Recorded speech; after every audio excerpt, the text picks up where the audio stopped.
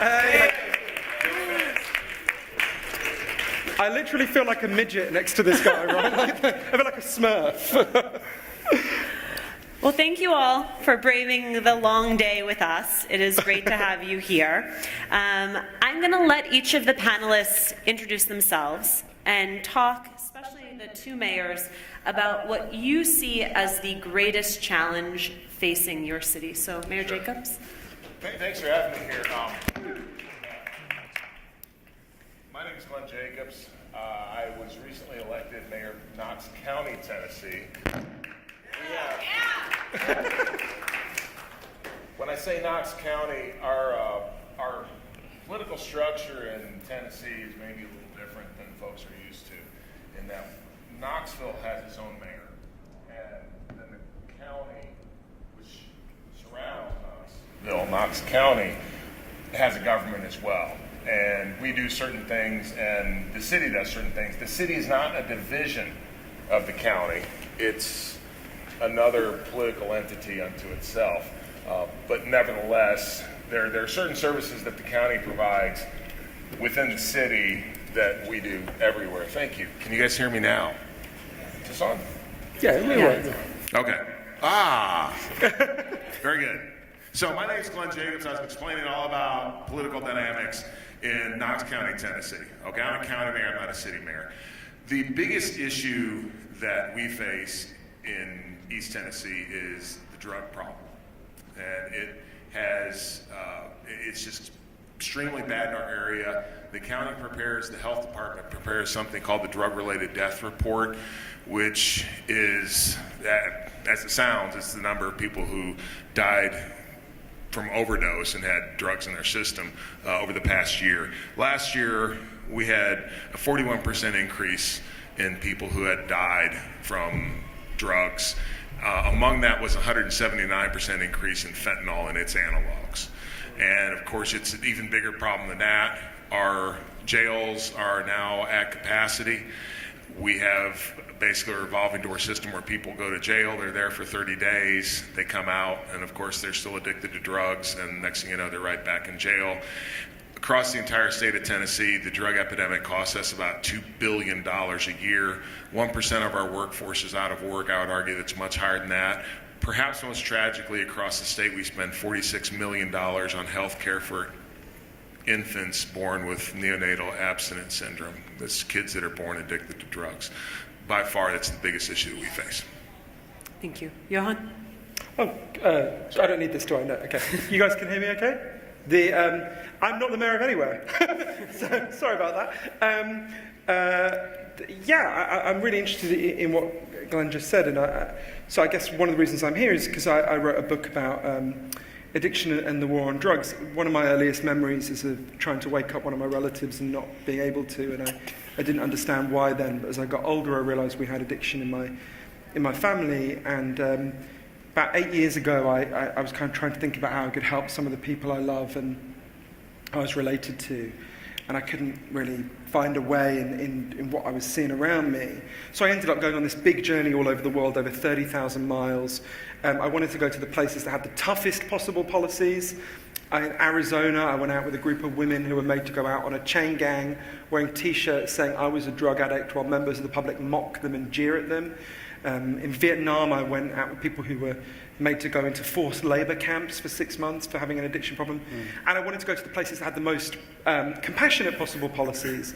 So, for example, Portugal had in the year 2000, Portugal had one of the worst drug problems in the whole world. 1% of the population was addicted to heroin. It was even worse than the crisis in the United States at the moment.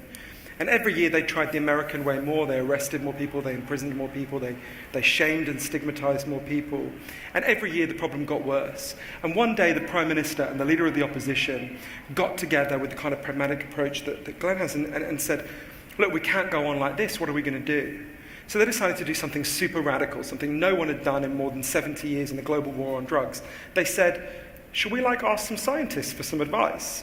So they set up a panel of scientists and doctors led by an amazing man I got to know called Dr. Huang Gulao. And they said to them, you guys go away, figure out what would genuinely solve this problem, and we've agreed in advance, all the political parties will do whatever you recommend.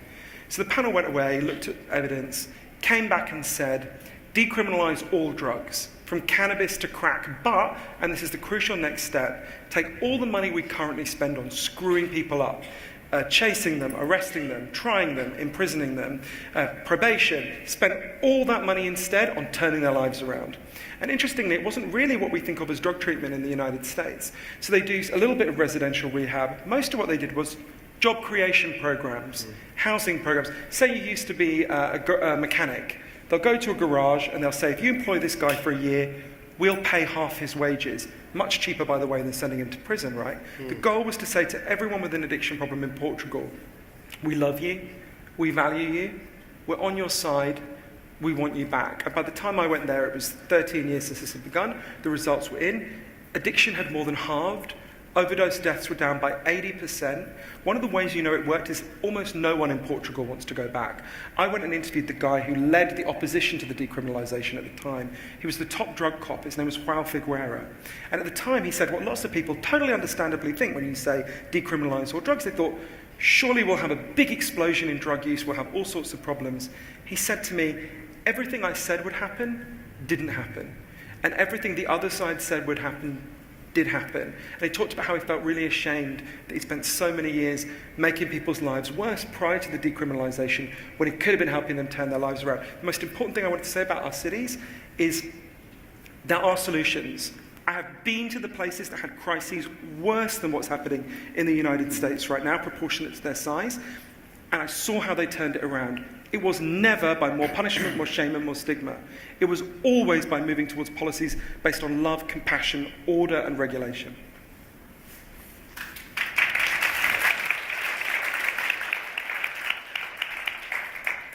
So, good evening. My name is Michael Tubbs, and I'm the mayor.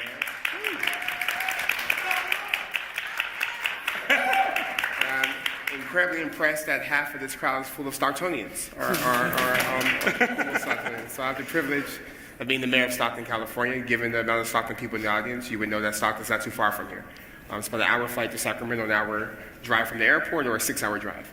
It's in the middle of Central Valley. It's a town of over 300,000 people, one of the most diverse metro areas in the United States, and the median age of the city is 26 years old. So as a mayor at 28, I'm actually older than a lot of the folks I get to serve every day. In terms of the biggest issue facing the city, I think all the other issues we have stem from poverty. When you have 23% of the population living in poverty, 17 of the top 100 metro areas in terms of percentage of population in poverty, couple that with another 30 to 40% that are just one paycheck away. And all the other issues we have with educational attainment, with crime, with affording housing, et cetera, it begins to make sense. So I really appreciate the comments you make in terms of how you attack these issues at a root cause level, but not with this idea of locking people up, throwing them away, and forgetting about them, as that's going to be the solution, but really how do we create policies that speak to kind of possibility, potential, and love. And that's some of the things we're endeavoring to do in Stockton. So we launched a program this January called Stockton Scholars. We were able to get a $20 million gift from the Los Angeles-based California Community Foundation. So now, starting this year, every senior who graduates from our largest school district, is guaranteed $4,000 for college if a 4-year, or $500 a year for 2 years for trade school or a 2-year school.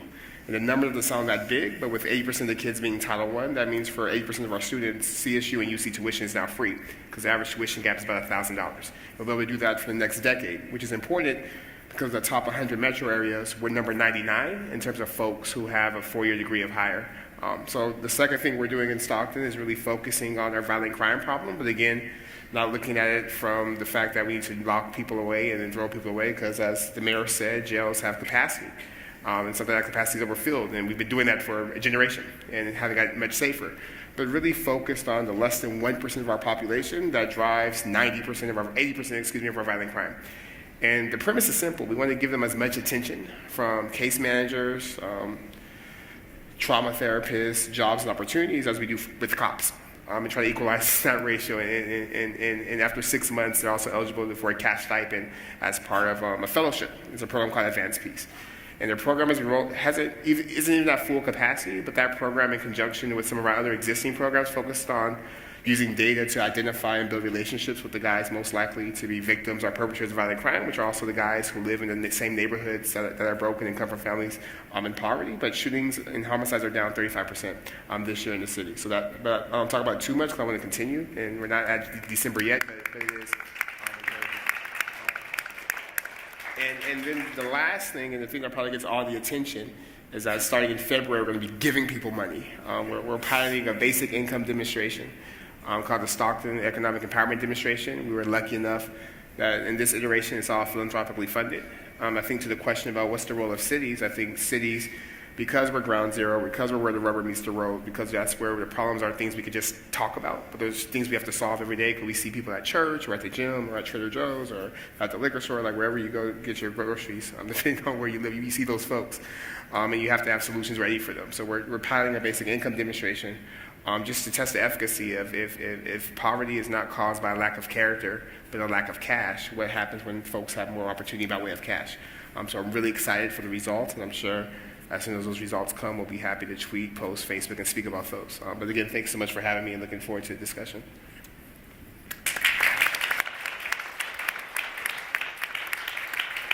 So my name is Michael Singleton. So my background is politics. I've worked for 3 presidential candidates, Newt Gingrich, Mitt Romney, Ben Carson, and briefly even worked for the Trump administration until I was fired for criticizing him. So this issue is one that I did some work on briefly with Carson because I served as his deputy chief of staff at HUD.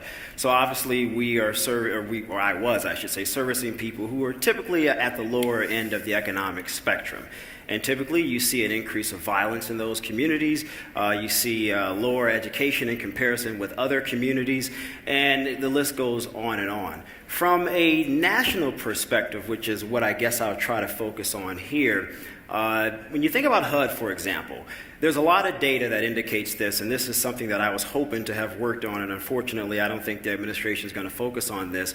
There's data that indicates if you allow a mother who has a housing voucher to move outside of the 30 or 50 mile radius vicinity, which is what I think is the standard now, if you allow that mother to move to a suburb or a more diverse community, typically with higher income, those kids have, I think, an 80% opportunity of not only getting a better education than the mother, but also earning more than the mother during the course of their lifetime.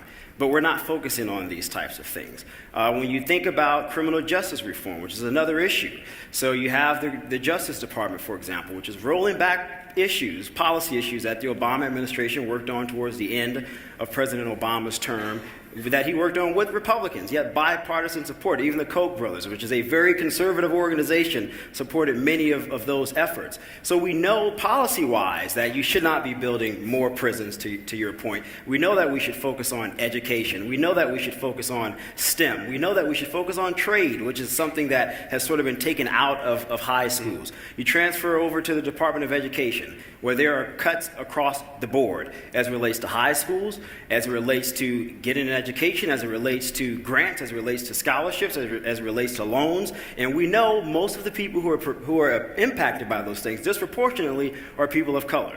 So when you look across the board from a national policy perspective on all of the things the administration is doing to move the needle forward, they're moving the needle backwards. And so for me, I am concerned as a conservative because we talk a lot about economic opportunity, we talk a lot about upward mobility, we talk a lot about pulling oneself up by their bootstraps, right? But you sort of have to have a boot in order to do that. And you can't get one or have the expectation for someone to have one if you're rolling back policy issues that would help mobilize people and uplift everyone. So my hope, at least with this conversation, and for you guys, is that you sort of gain a better opportunity or gain better insight, rather, into how things work nationally, because the mayors are doing great jobs, but it doesn't really matter if there's only a few municipalities here and there that are sort of doing positive work, but then when you get to the federal level, they're doing things that will have a negative impact across the board. They're cutting budgets across the board. So when the mayor is trying to fund programs and he's going to the state's going to say, well, our federal budget on education was cut.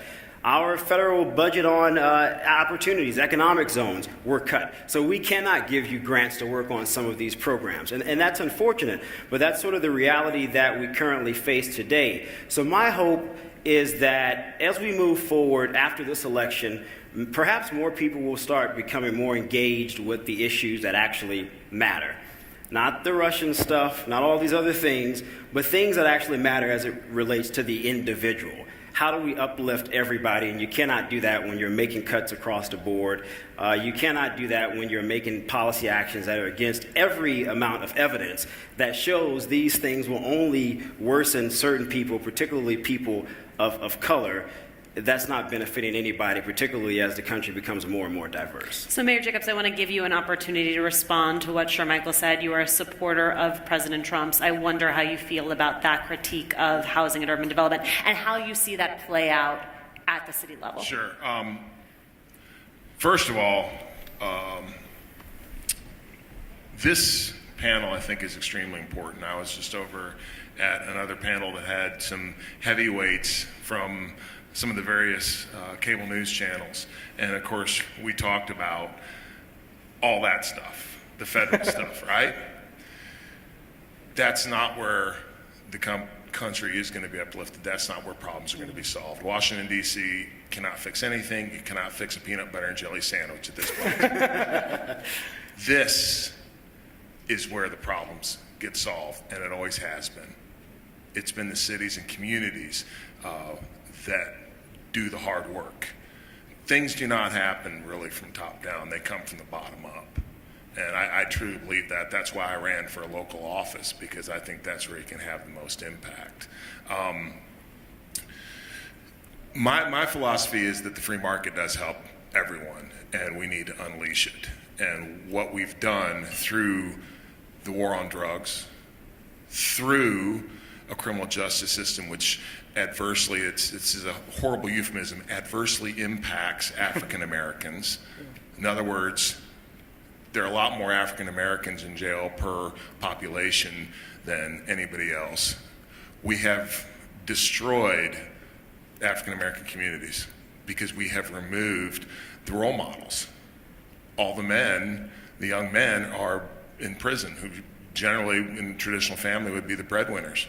So now we've left kids, the people in the African American communities that are making the money are doing so in ways in gangbangers and drug pushers. And we have, I believe, also destroyed the idea of entrepreneurism and the idea that people can lift themselves up by their bootstraps. And yes, people do need help. But I think the two things that have hurt the African American community the worst, in my opinion, is those policies of the federal government, the war on drugs and the criminal justice system. So I definitely think that we need to look at those and figure out, criminal justice reform is very important, as well as, we need to quit throwing people in jail for nonviolent offenses and thinking that's going to solve a problem, because it's not. We also need to look at our education system, and I absolutely agree with things like STEM and career and technical education. In my own family, I have a brother and a sister. My sister's a rocket scientist. She worked at NASA. She has undergraduate degrees in mathematics and archaeology, and she has a PhD in history now. My brother had dyslexia, had a lot of problems reading, but my brother can fix anything from whether it's a watch to a piece of heavy equipment. Luckily, when he was in high school, we had a robust VOTEC program, which everybody's starting to realize we need that again. But my brother can fix anything. My sister, who's a rocket scientist, I don't know if she could put gas in her car. Okay? So we need both, and we need to encourage people to follow what they're good at and their gifts in our education system. Mayor Jacobs, can I ask you, though, because I'm hearing Sure. two things that are sort of conflicting for me, which is, on one hand, I hear you talking about the fact that real change happens at the municipal Right. level, but on the other hand, I hear you talking about the fact that you are in some ways beholden to federal policy. Yes, we are. Oh, yeah. I mean, the education system got screwed up because the Department of Education and bureaucrats in Washington, D.C. decided they knew better what was better for kids in local school boards. So what do you actually see as being able to be fixed at the city level? I think at the municipal level, in Tennessee, our system, I don't know how it is here, our system is actually controlled by the state, okay, our education system. What we have to do, though, is work with the state in order to to make those changes. I think a lot of it can be done through there. I think we all look to the federal government, and I agree, they control a lot of the funding, which I don't think they should, okay? And yes, the funding is being cut. They shouldn't have the money to begin with, all right? I don't even agree that we have a Department of Education. I think that's a horrible idea. Okay, and some of these other things that we have, these federal programs, which are completely unconstitutional, that's a lot of the problem, is because they should be controlled at the state and local level, not centralized at the federal government. In the first round of questions, it was like everyone agrees and everyone shares an ideology, and now we have taken a detour. Johan? But isn't it, it's so striking to me, meeting mayors all over the country, how different the kind of conversation is. And that's true. I mean, I'm in a different place. California and Tennessee are two very different places. I'll first admit that. But I meant more, sorry, I phrased that badly. What I meant was how different the conversation is when you talk to national politicians. You can talk to conservative mayors, you can talk to liberal mayors. They are so much more pragmatic and so much more interesting than the kind of federal conversation. But I wanted to just comment on a few things I thought might be useful. First thing I wanted to talk about something that you said and something that you said. So I just wanted you to know really that partly that the experiment you're doing with universal basic income, that is inspiring people all over the world. That a lot of people are looking to. It's really important. And I got interested in universal basic income from a slightly different angle, and I looked at an experiment that happened. So I wrote a book about depression. It was called Lost Connections. I was really interested in figuring out why has depression risen so much, right? I'm nearly 40 years old. Every year that I've been alive, depression and anxiety have increased in the United States and across the world. And when I went to my doctor when I was a teenager and I was really depressed, my doctor told me a really simplistic story. He said, we know why people feel this way. There's a chemical called serotonin in people's brains. You're just naturally lacking it. All we need to do is drug you. And I got some benefit from chemical antidepressants, but I remained depressed, right? Turns out, when I looked at all the scientific evidence, went on a big, long journey about this, there's scientific evidence for 9 different causes of depression and anxiety. And one of them is, to put it crudely, the kind of financial insecurity we're all facing. So I was really interested in looking at, there was this experiment that happened in Canada in the early 70s. The Canadian government, you know about this, but I do, but the Canadian government chose a town genuinely at random, which I find fascinating. They chose a town called Dauphin in Manitoba. And they decided, they chose a big part of the population and they gave them a guaranteed income, right? It's quite a big guarantee. But here's the problem with universal guaranteed income. Where does the money come from? Yeah, so Sure. Sorry, I didn't mean to interrupt, but where does it come from? So in the case of Canada, it came from using money from taxing people who were extremely wealthy. Okay, but it still comes from, and it's a form of taxation. Sure. We have to realize that. Yeah, so you're that's taking money by force against their will, and they can't use that to create jobs in many cases. So it's the government choosing priorities. Yeah, sorry. Oh, sure. Oh, I'm sorry. No problem. Thank you. No, so I just want to go back to a couple of things, and then I do want to pick up on the basic income. So I thank you guys for bringing that out. And I'm sorry, No, this is perfect. This is the conversation. And I appreciate the comments made earlier about some of the problems that aren't just peculiar to African American community, but are kind of American problems, but more concentrated in the African American community. But I guess the only thing I would add is that, not to be ahistorical, because the problem started probably with land theft and slavery, and I think we see continuations of that. So Michelle Alexander talks about in the new Jim Crow how this country, every couple decades or so, disguises racial caste. But the point is that there's white supremacist thinking in terms of policy that creates the outcomes we see. And I think some of that is influenced by the federal level. For example, there's a certain president in power, Ronald Reagan, that started with Nixon, but then Ronald Reagan really expanded the war on drugs. And we're dealing with that today. And that, despite the best efforts of great mayors, liberal mayors, conservative mayors, who's in the White House doesn't matter. I think it's dangerous to suggest that because we have good mayors at the local level, that the federal level doesn't matter. And it also, if it didn't matter, people wouldn't be spending billions of dollars to ensure, or people wouldn't be hacking into election systems, things of that sort, to ensure that folks today are in the White House. So I don't want to lose the importance of the fact that we have a federal government, especially because historically, a lot of rights for marginalized groups have happened because of the federal government and in the court system and in federal laws like the Voting Rights Act. And we see taxation. in taxation. I'm gonna get there. And we see that even today, like in Georgia. One of my good friends, Stacey Abrams, is running for Georgia against the Secretary of State.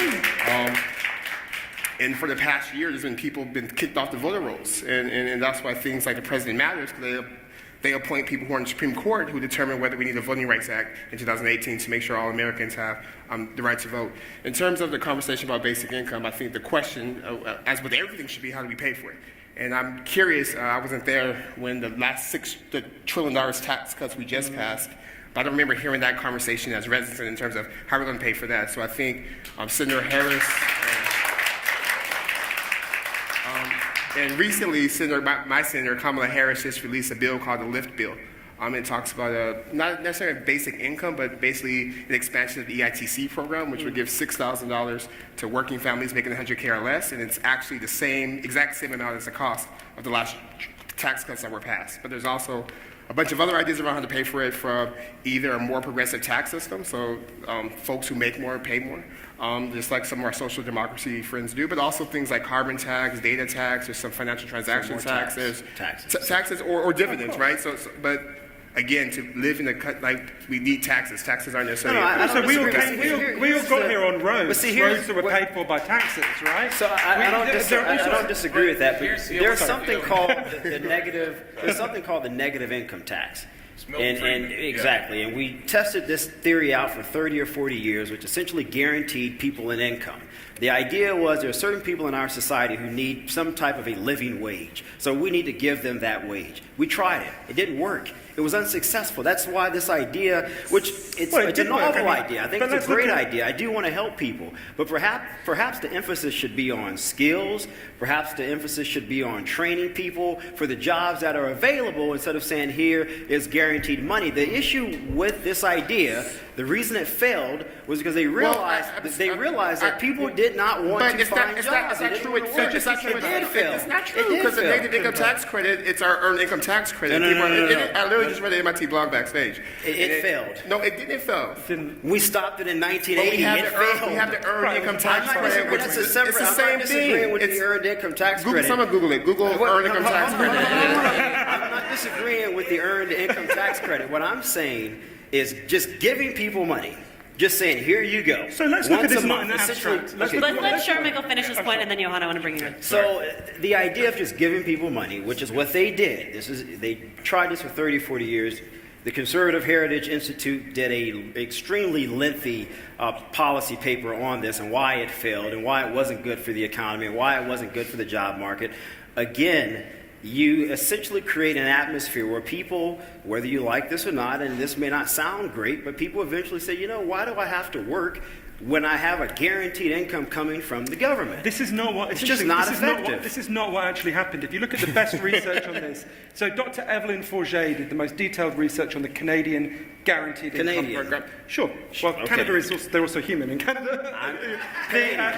Sorry, didn't mean that as a dig. That's okay. So if we look at what happened in Canada, which is much more like what you're proposing than like the negative income tax, what's really interesting is nobody gave up work. So what happened is, several things happened. Firstly, more people worked a little bit less and studied more. There was a big improvement in women's work.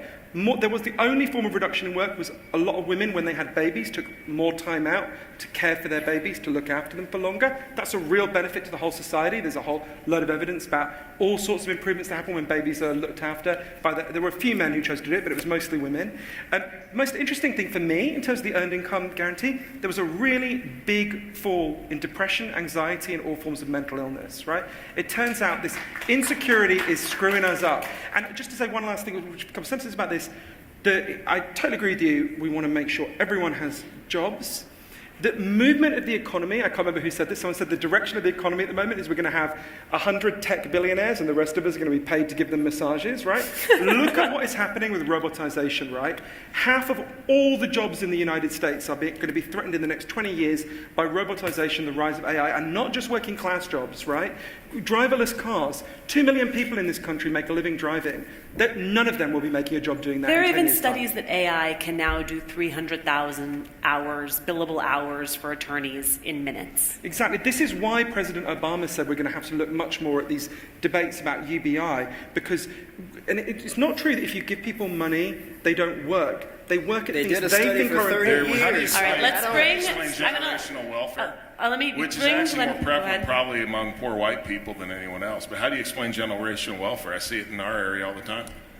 And also, there's a fallacy also. When we see new technologies, what's going to happen is, yes, there would be dislocations among certain sectors of the economy, pre-existing sectors of the economy, but what often happens is they also create new jobs. I mean, yeah, Google did all this stuff, but also created a lot of people that work for Google. You know, cars put the buggy whip business and horse buggies out of business, but they also employed a lot of people. That's what's going to happen with this new generation that we're seeing as we enter the fourth revolution, we will see. No, that is what you've seen throughout history, actually. That may be true, but there are plenty of instances in history when it didn't happen. But we think, for example, look at Kodak. How then do you explain now when we have an unemployment rate which is so low? And how do you explain that's any of course of true, this? but there's been a huge move towards insecure, part-time, Uberized work, which is better than no work But the at all. problem is, though, now people in this country, and I'm not saying there are poor people in this country have, in essence, are richer than the King of France was in the 1800s, because we have things now that they didn't have there, such as modern medicine, such as refrigeration, all these things that are virtually available to anyone. We're all when in you favour look at the progression of the market, what you're saying is... We're all in favour of having a market dimension to the economy and technological progress. We all agree on that. That's not where we disagree. I don't think that's right. the debate. So, Mayor Tubbs, since you brought up the idea of UBI, why don't you walk us out of this portion? But Because I do want to talk about affordable housing as well.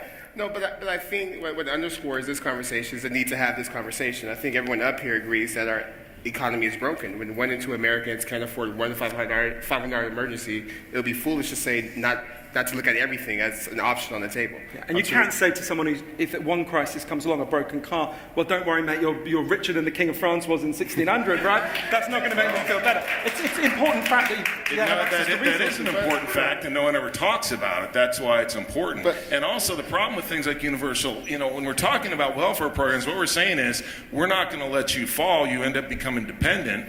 What I'm saying is, let's see how high you can go. Absolutely. But those are both important. They are both important. We need to. Mayor, I would just argue that we could make people get higher if they start at a higher place. Right? I think it's easier to rise.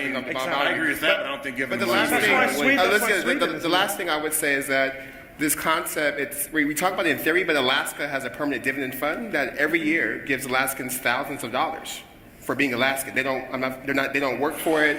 And guess what? People are still. You know what has the highest poverty rate in this country are Indian reservations, which are guaranteed income from the federal government. And I would argue that the issues of Native American reservations are. But Alaska's really interesting to me because they've been doing it for years, and people like it. It's conservative government, and it hasn't had an even Sarah Palin. Sarah Palin expanded it. Sarah Palin is not conservative. So let's talk about affordable housing. Can I mention one thing before affordable housing? Make it quick. Because I think it's really relevant to actually somewhere we would agree in an interesting way, or might agree in an interesting way. So you talked about a lot of the drug problems that you're facing in both your cities, and I'm really interested in understanding why there is violence around this. So when you hear the phrase, you will look out for this. You will hear the phrase in the news, drug-related violence, right? And what you think when you hear the phrase drug-related violence, what you picture is someone using drugs, going crazy and attacking someone, right? That does happen sometimes. There's been studies of this. That's 3% of what's called drug-related violence. The rest is something very different, which I think is compatible with your philosophy, mine, and all of ours, actually. So if you want to understand it, imagine if you guys went out of here. Is there a bar in this centre? I think there is. If you went to the nearest bar, right, and you tried to steal a bottle of vodka, and those guys catch you, right? They'll ring the police. The police don't come. The police will come and take you away. So they don't need that bar. Doesn't need to be violent. It doesn't need to be intimidating. They've got the power of the law to uphold their property rights. Okay. Now imagine you go and try to steal a bag of heroin or a bag of coke, right? If the guy who sells that, and I guarantee you there's someone who sells it very near here. If the guy who sells it, catches you, he can't call the cops, right? Cops would arrest him. He has to fight you. In fact, he doesn't want to be having a fight every day. He's got to establish a reputation for being so frightening that you wouldn't be so foolish as to take him on, right? So the war on drugs creates a war for drugs, right? In the same way that, everyone here knows the name of Al Capone. Does anyone here know the name of the head of Smirnoff, right? The only difference is that we legalized alcohol, right? And if you want to know how much So you think we should legalize all drugs? Yeah, and I've been to the places that have done this. It's important to say legalization means legalization means different things for different drugs, right?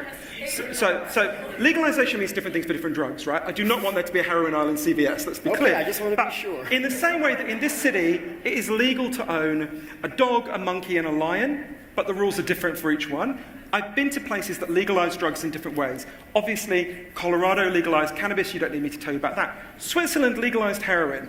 Doesn't mean you go into a store and buy it, it means you go to a clinic, you're given it there, you can't take it out with you. You know how many people have died of heroin overdoses in Switzerland since they started doing that 15 years ago? Not one person. The most important thing I want to say, just the last thought on this, is if you want to understand how much of the violence that's playing out in your city is caused by prohibition, ask yourself, where are the violent alcohol dealers? Does the head of Smirnoff go and shoot the head of Coors in the face, right? No. Does your local bar send kids to go and shoot up the next bar down? No, they compete through the market, through entrepreneurism, right? Exactly that violence happened under alcohol prohibition. When did it end? It ended literally the day alcohol was legalized, right? Professor Jeffrey Myron at Harvard, look at his graph. Violence massively goes up in the US the day alcohol is banned, and it falls like a rock the day that it's legalized again. We can end a huge amount of this violence. We agree on that, don't we? To put it more succinctly, Jim Beam and Jack Daniels don't shoot at each other. Yeah, exactly. Do you want to talk about affordable housing? No. Or Yeah, let's go to affordable housing. Well, your old boss, Ben Carson, recently took a side in NIMBYism versus YIMBYism. I'm sure you saw with this question of whether or not you should be able to tie federal funds to local zoning laws. Right. And I wonder if you agree with your boss, your former boss, on that decision. Look, you put me on the spot with that one. That was the intention. I think, I mean, obviously, as a conservative, I'm all for local control, as long as local control doesn't disproportionately impact some people over other people. And I think that is the concern, a concern that I think was overlooked by HUD. And this even goes back to other policies that the administration has rolled back on, that I think the President and Secretary Carson supports as it relates to localism, right? Saying, okay, we're going to give you these dollars and we will allow you guys to figure out zoning. We will allow you guys to figure it all out without government control. Why? Because you guys know better than the federal government. I typically would agree with that, but it's almost as if HUD or the administration is saying we want no regulation whatsoever. And we do know that some form of regulation is a good thing, whether it's in business or local government, because when you're not monitoring things, or you're not regulating people, what do? They typically do things that impact those who look like them more favorably than those who don't look like them, or those who speak the language versus those who don't speak the language, or those who have their religious belief versus those who don't. So I agree with it somewhat, but I am concerned that I don't think there was enough consideration as far as how local mayors, local towns, et cetera, municipalities will utilize that to impact certain people over others. And I think that's a fair concern. Mayor Tubbs, 11 million low-income households pay at least half of their income towards housing.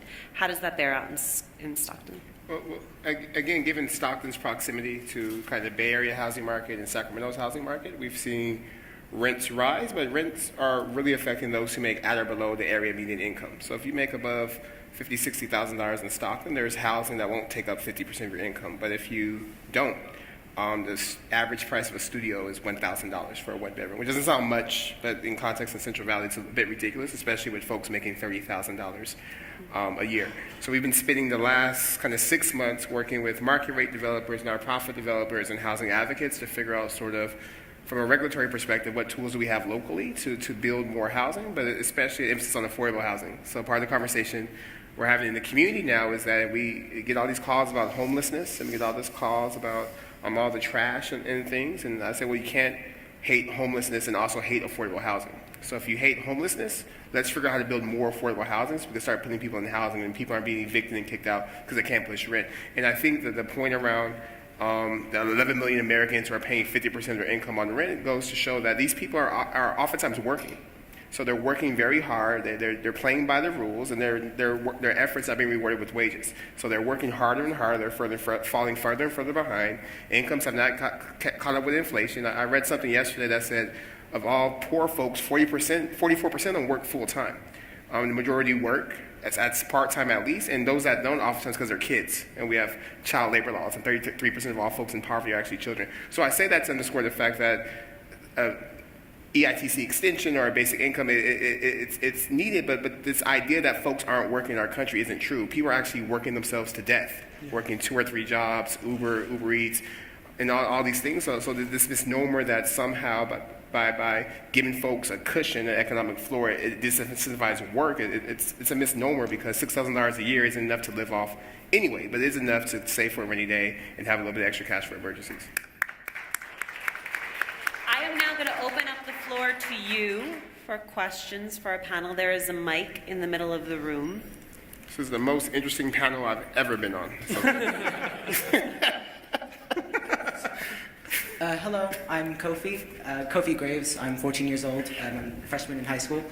My first question goes out to Michael Tubbs. I just want to say, I read about you a couple months ago and your experiments with UBI, and I think it's very interesting, and I really want to see how it progresses in Stockton. And my question for you is, would you ever consider taking your policies and your governance on a more national platform? Well, Did you plant him? well, you're like the first 14, like you're cool for being 14 in here. Like that's cool. Yeah. So you'll probably be at the national level before I do it. I'm here to support it. But to answer your question, I think what makes cities so interesting is that even if the person doesn't move up, the ideas, the policies, the conversation, the arguments can. And we've seen the last year people who agree and disagree. Looking and saying, well, we may not agree on the solution, but we do understand this is a problem, and how do we solve for the problem? So it's been really exciting to be part of that. So I'm not ready to commit to anything beyond Mayor Stockton, and it's probably not just based on me. It's up to like my wife and like voters and people like that. But I do think the things we're doing to increase opportunity are things I would like to see nationally for sure. Okay. My second question goes out to Mayor Glenn Jacobs. I remember you mentioning something about the main problems in the African American community being crime and education, while not mentioning racism at all. And I had a problem with that. I was wondering how you could. Well, I think actually racism is inherent in those statements, and I do apologize for that. Okay, that's good. I just wanted to clarify that. It's institutionalized in those particular policies. I also wanted to know how you sort of dealt with supporting Trump and his administration with Betsy DeVos, and also talked about reforming education for being more again, and I said that the Department of Education should go away altogether. I think it should be controlled at the state and local level, so I don't have a problem with that at all. So we could all agree on firing Betsy DeVos, right? 100% consensus. As long as we also fire all the bureaucrats that work at the Department of Education along with her. Okay. Okay, thank you. Thank you. Thank you for this. Those are very good questions. Thank you. Right. My question is for Mayor Jacobs. I did follow you when you wrestled and followed your politics career, because I'm a libertarian, so I like a lot of your views. So I have 2 questions for you. One, what inspired you to get into politics? I remember years ago you had said that you weren't interested in it. And 2, how do you want to get more of your libertarian views into the Republican Party? I heard someone else who is of the Liberty Mind and asked why he would run for politics, and he said, well, if people like us don't have a seat at the table, we're probably on the menu. So that would be it. As far as in many ways, the Republican Party, I think, has lost its way when it comes to fiscal conservatism. My view of our interaction with each other is that we should be free to act so long as you're not hurting anyone else. And that's what the Republicans say, but unfortunately many of them don't believe that. I think in many ways our country is plagued by the fact that we have a political establishment that's out for themselves, whether some of us up here agree on policy or not. I think I would agree that they're all working in the best interest of folks. Many politicians, especially at the higher levels, are not. And I think that we have to bring that out. It's not so much, the left and right, yes, we have some serious differences. But the other difference that I see is the people that have political power versus the people that don't, the rest of us. And we need to forget some of these differences and put those aside and all work together on the things that we can work together, and quit letting the dadgum politicians divide us and pit us against one another so much. Thank you. Good afternoon. Question about pretty much with developers. So how do we balance the relationship of pretty much allowing the developers to create without extending to developer and corporate welfare, where the cities are giving so much tax money to these large developers, and it's just, how do we balance that out? Developers, you mean as far as building like housing? So Or residential or commercial or both. Commercial, I live in a resort city in Virginia Beach, and we're giving out money to these hotel developers so they can build hotels, and they're getting a lot of our tax dollars. So this how do is we balance that a relationship? very interesting dichotomy. There's actually a policy in the HUD rubric called Section 3. And it essentially means if a locality, state, whatever is going to give developers X amount of dollars to build, they actually are supposed to, by law, hire a certain percentage of people from within that surrounding community. And they actually don't do that. I had hoped that Dr. Carson would have put more of an emphasis on that, because ideally, in theory, if you're employing these people, they're gaining new skills, they can then utilize those skills and transfer into other things. That hasn't occurred, but by law, they are supposed to hire a certain percentage of individuals from those communities that they're building those developments. It's just not enforced. Can I say one thing? I mean, these tax exemptions are largely a scam, right? I mean, look at the New York Times. I'm sorry to be the first person to mention President Trump's name, but look at the New York Times expose, right? He's paid basically no tax ever because of these scams to do with real estate deals that would have been built anyway. It's not like people weren't going to build in Manhattan, right? So it's extraordinary that if you look at the grotesque competition to be the people who housed Amazon, right? What do? You go to literally one of the richest men in the world, Jeff Bezos, and compete for a race to the bottom, saying, no, you'll pay, not only will you pay nothing if you come to our city, we'll pay you, we'll beg you like he's the king and we're the medieval peasants, groveling below the table for these crumbs, right? This is bullshit. We should be standing up to these people. They should be paying their taxes. And far from getting tax deductions, we should be demanding they actually pay something, right? And we've spoken a lot about social welfare.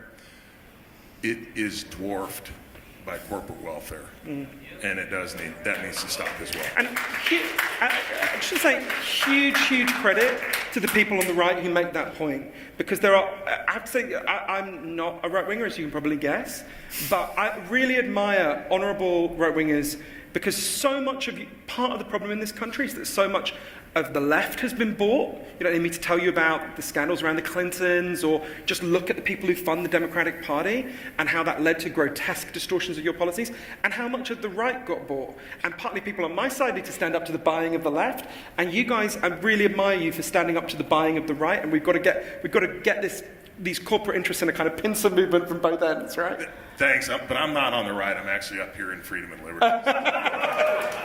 Thanks for that question. Hi, my question's for Mayor Tubbs. More of a personal question instead of a political question. From my understanding, you got your undergrad and master's from Stanford, and at the age of 26, you became the mayor of Stockton, which is phenomenal.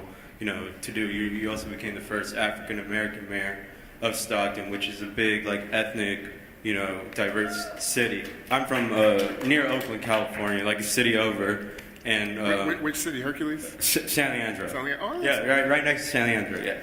So, as someone who came out of their studies and almost immediately went into politics, was there any specific philosopher, or not necessarily a modern day political figure that utilized your way of thinking and approaching the policies that you have implemented in Stockton, such as the UBI or creating affordable housing for all residents?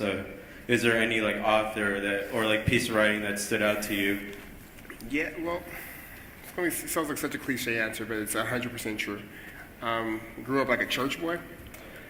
So a lot of my ideologies reflected in one of the times when Jesus said, when I was hungry, did you feed me? When I was naked, did you clothe me? When I was in jail, did you visit me? As you do to the least of these, you do to me.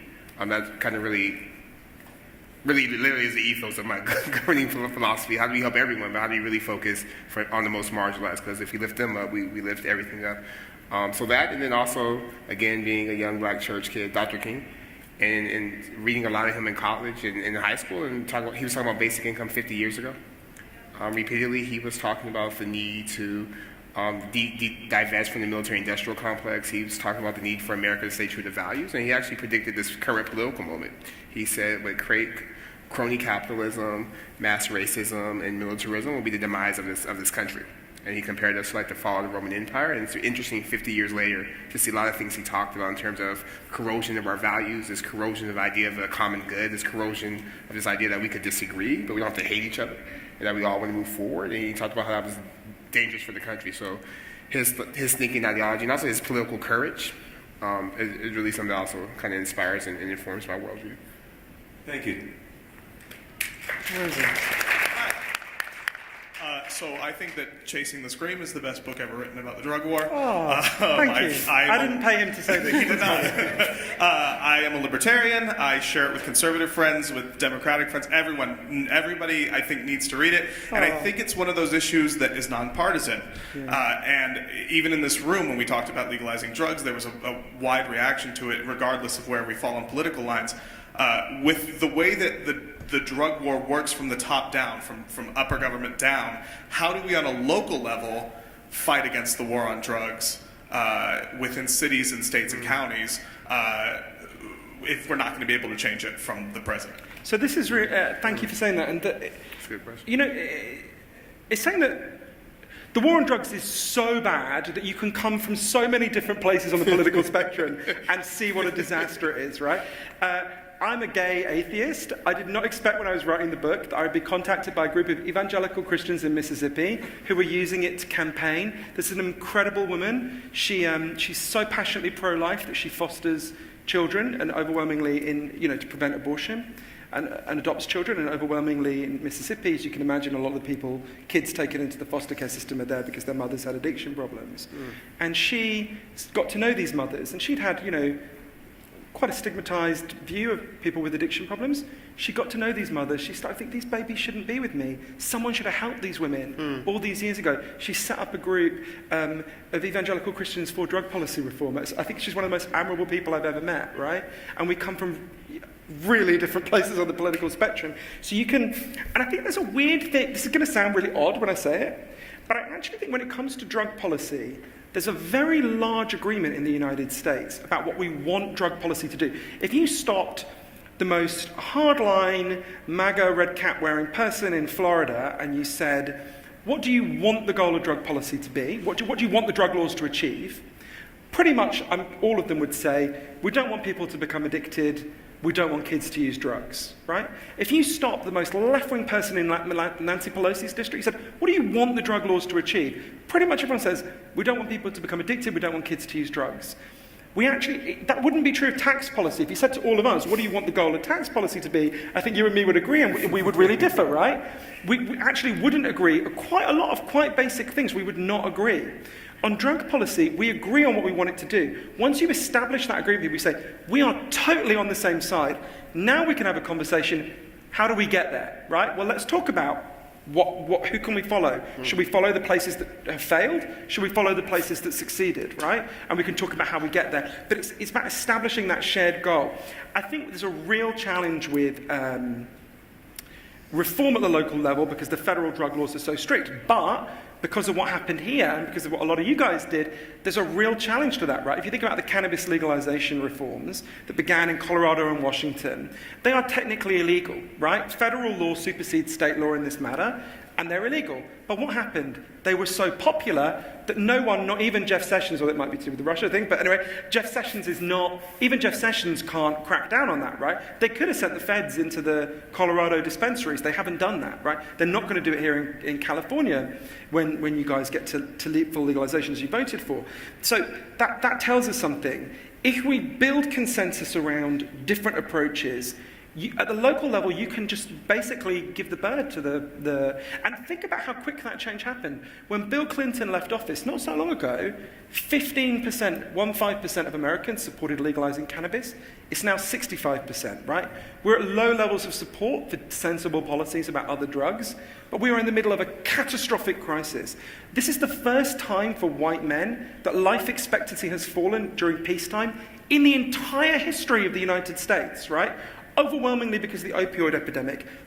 We've got to use that as fuel to think more intelligently and differently about drug policies for those issues. And we're starting at a low level of support, but the crisis is greater, and we can shift opinion very quickly when we appeal to people's decency and compassion and love. Well, I do think that consensus matters, but I also think that this is why elections are important. Because even if a mayor of a town decides to pass some ordinance or something to not focus on marijuana, if the Justice Department says, well, you know what, we're going to essentially go back to mandatory minimums, which has essentially happened under Jeff Sessions, which impacts brown and black people. If a mayor again says, well, to my DA or assistant DAs, I don't want you guys to prosecute people who were just arrested the first time because of a little bit of marijuana, then the federal government can say, well, city Los Angeles, for example, if you guys aren't going to follow the ordinances given by the federal government, then we're not going to give you guys the necessary funding that you expect to receive every year. So I think this is a little more complicated than building consensus, because sure, you can have the consensus. I think to your point, a lot of people would agree how we would want to possibly end drugs. We don't want people overdosing all over the place. But at the same time, if the federal government is saying we're going to be tough on crime, regardless of whatever the consensus is, then that means people have to get out and vote. That's a really good point. And just to say one thing on that this is what the Founding Fathers wanted, right? They wanted the states to be the laboratories of democracy. They wanted innovation so innovation could spread. And I think, although I wouldn't agree with the Department of Education, I think we would agree that there's been so much top-down regulation from the federal government on so many things, it would be much more sensible to just give it back to the states, right? Let the states decide drug policy. Some places are going to want to have, there are still some dry counties in Mississippi for alcohol prohibition, right? And other places will want to have much more sensible and progressive thought. Allow people to innovate, and sorry, you can guess what I think about that. Allow people to innovate. We have time for one more question. So It is actually going to go from the state level. The young man that asked me before about racism, something that's very sad is the fact that there was a crack cocaine epidemic and no one paid attention because it basically affected African Americans. And now that this epidemic is more mainstream, it does. That is very sad. You are wrong about federal law superseding in this area. The only place that federal law supersedes state law is the areas that the Constitution delegates to the federal government. They had to pass an amendment to put prohibition through. There's been, all they are is federal laws and regulations. I actually see a showdown between some states and the federal government. For instance, when California tried to legalize marijuana back in the day, Louisiana, I think it was, the legislature wrote a letter in support saying that we will not legalize marijuana here, but we do believe this is a state issue. And I think what we need is some governors to grow a set and actually tell the federal government to pound salt on stuff. You get the last question. I wanted to bring up a couple of trends in the economy right now, where it's going, and then the environment that's leading to, and then a study that was done on that type of environment. And then as long as there's a question mark at the end. Yeah. I would just like their commentary on what they think about the way things are going. Because here's the thing, AI, I don't think anybody really understands the paradigm shift that's going to come with artificial intelligence.